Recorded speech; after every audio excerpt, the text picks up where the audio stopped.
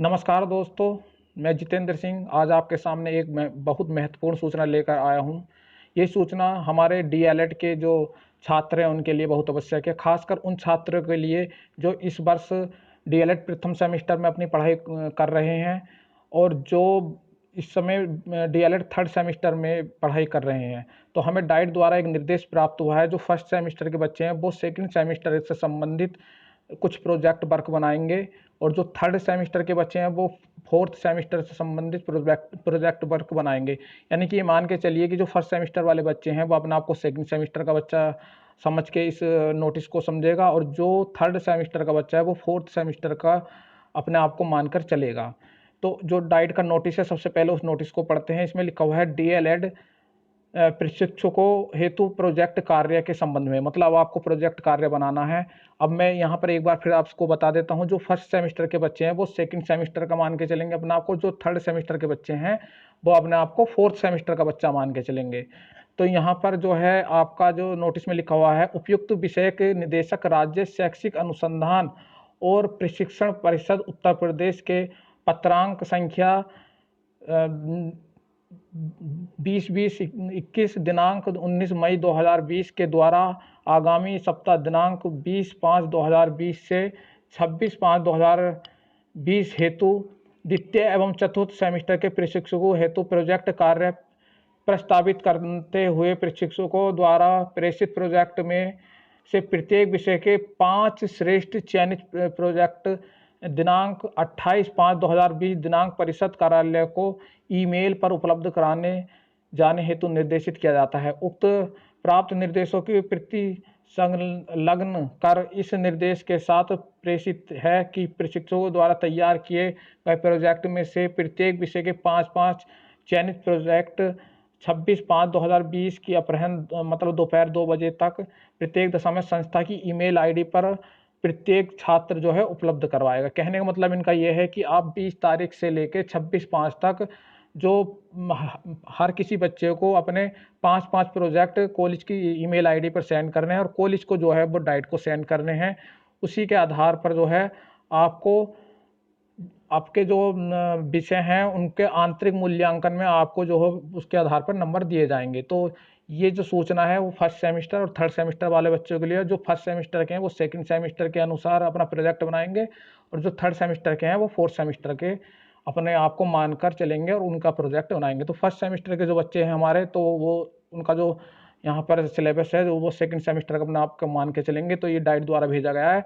Second semester यानी जो first semester के बच्चे हैं वो सुनेंगे, अब वो सेकंड सेमेस्टर में माने जाएँगे। तो पहला आप जो आपके 2 टॉपिक 2 विषय दिए हैं यहाँ पर, वर्तमान भारतीय समाज एवं प्रारंभिक शिक्षा और हिंदी। तो सबसे पहले हम देखते हैं वर्तमान भारतीय समाज एवं प्रारंभिक शिक्षा। इसमें क्या बनाना है आपको प्रोजेक्ट कार्य में? सबसे पहला है आपका विभिन्न शैक्षिक चुनौतियों एवं निराकरणों के उपायों की श्रेणी बनानी है। ठीक है? आपको जो है एक फ़ाइल बनानी है, एक तैयार करनी है कि जो शैक्षिक चुनौतियाँ हैं और उनके जो उपाय हैं निराकरण उन्हें दूर करने की, जो आप कहीं से भी आप अपने इंटरनेट के माध्यम से या अपने किसी फ्रेंड के माध्यम से एक किताब ले सकते हैं, वहाँ से ये आप प्रोजेक्ट तैयार कर सकते हैं। दूसरा आपका टॉपिक है मानवीय एवं नैतिक मूल्यों पर आधारित कहानियों, कविताओं, प्रेरक प्रसंगों का लेखन एवं संकलन करना है। आपका तीसरा प्रोजेक्ट है सामाजिक दूरी, लैंगिक असमानता, बचपन छीनता बालक, श्रम, जन संचार माध्यमों का शिक्षा पर प्रभाव में से किसी एक पर पेंटिंग या पोस्टर बनाना है। इन सारे टॉपिकों किसी एक पर बनाना है आपको पोस्टर या एक पेंटिंग टाइप बनानी है। तो और जो सेकंड सेमेस्टर वाले हैं उनका जो दूसरा सब्जेक्ट है वो है हिंदी। हिंदी में आपको क्या बनाना है? नंबर पहला आपका है स्थानीय लोक कथाओं का संग्रह तैयार करना है, जो कम से कम 5 लोक कथाएँ होंगी न्यूनतम उनकी संख्या, अधिक कितनी भी कर सकते हैं।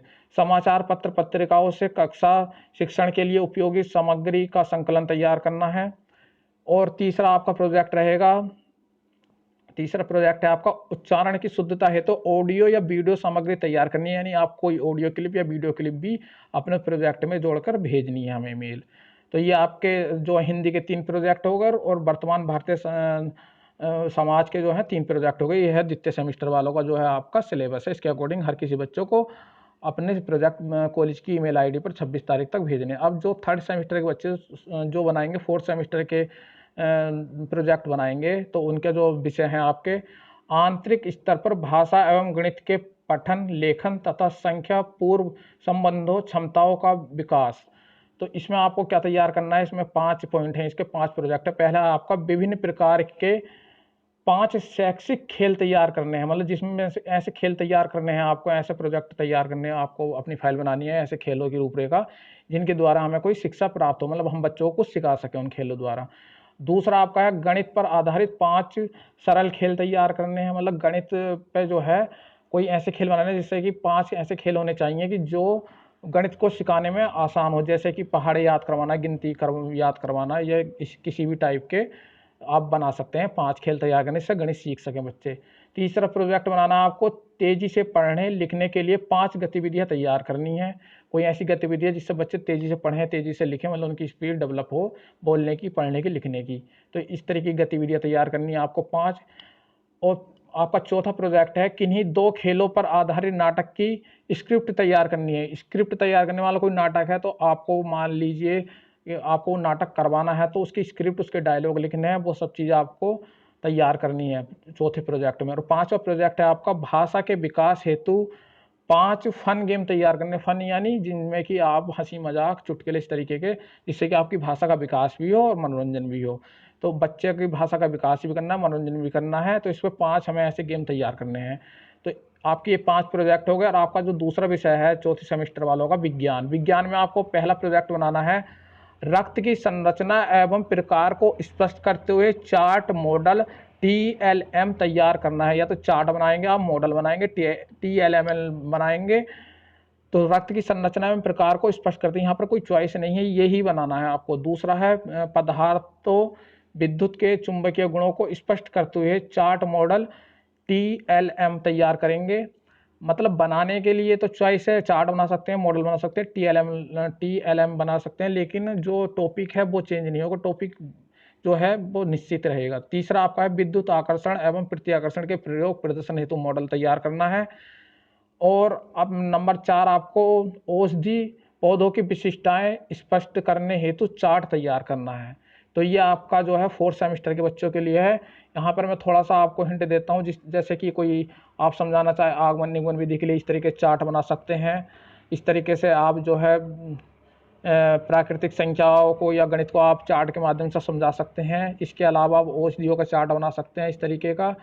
और मॉडल आपको जानते कैसे बनते हैं, और आपका राइटिंग इस तरीके से लिखने का स्टाइल क्या है, और ये आप किस तरीके से एक प्रोजेक्ट की थोड़ी सी यहाँ पर क्लिप दिखा रहा हूँ मैं, इसके आधार पर आप थोड़ा समझ सकते हैं। और आप पहला पेपर जो बनाएंगे उस पहले पेपर पर आप अपने कॉलेज का नाम और अपने जो कॉलेज का नाम है, अपना नाम और जो संबंधित सब्जेक्ट है, टॉपिक है, सबसे पहले फ्रंट पेज पर बहुत सुंदर और अच्छे राइटिंग में बनाना है आपको, आकर्षक बनाना। चाहे तो आप कंप्यूटर की मदद ले सकते हैं, और उसे आपको जो है डिजिटल बनाना है, यानी कि आपको जो है सॉफ्ट कॉपी में भी बनाना है और हार्ड कॉपी में बनाना। सॉफ्ट कॉपी हमें ईमेल द्वारा 26 तारीख तक सेंड करनी है, 20 से 26 के बीच में सेंड करनी है। यदि कोई बच्चा इसको सेंड नहीं कर पाता है तो वो फिर अपने जो अपनी इस कमी के लिए खुद ही जिम्मेदार होगा, ना कि कॉलेज। कॉलेज को ये आपको इतनी चीज़ें जो है कॉलेज की ईमेल आईडी आपको जल्द ही प्रोवाइड करवा दी जाएगी। कल सुबह तक आपको कॉलेज की ईमेल आईडी दे दी जाएगी, उस पर आपको ये सब चीज़ें ईमेल करनी है। और अपने संबंधित विषय जो पढ़ाते हैं, जो टीचर संबंधित विषय के टीचर हैं, उनसे आप संपर्क कर सकते हैं, उनसे आप गाइडेंस ले सकते हैं इंटरनेट के माध्यम से। किसी भी माध्यम से आपको ये प्रोजेक्ट तैयार करके किसी भी हालत में 26 तारीख से पहले पहले कॉलेज की साइट पर सेंड करने हैं। तो आशा करता हूँ कि आप समझ गए होंगे। फर्स्ट सेमेस्टर वाले बच्चे सेकंड सेमेस्टर मान के चलेंगे, सेकंड सेमेस्टर का ये सिलेबस है, चाहे तो आप यहाँ से स्क्रीन शॉट ले सकते हैं। और जो थर्ड सेमेस्टर वाले हैं वो अपने आप को फोर्थ सेमेस्टर में मान के चलेंगे। फोर्थ सेमेस्टर का जो आपका जो है ये सिलेबस है, इसका आप स्क्रीन शॉट ले सकते हैं। तो इससे सूचना को आप अगली सूचना की प्रतीक्षा कीजिए, हमसे संपर्क में रहिए। धन्यवाद।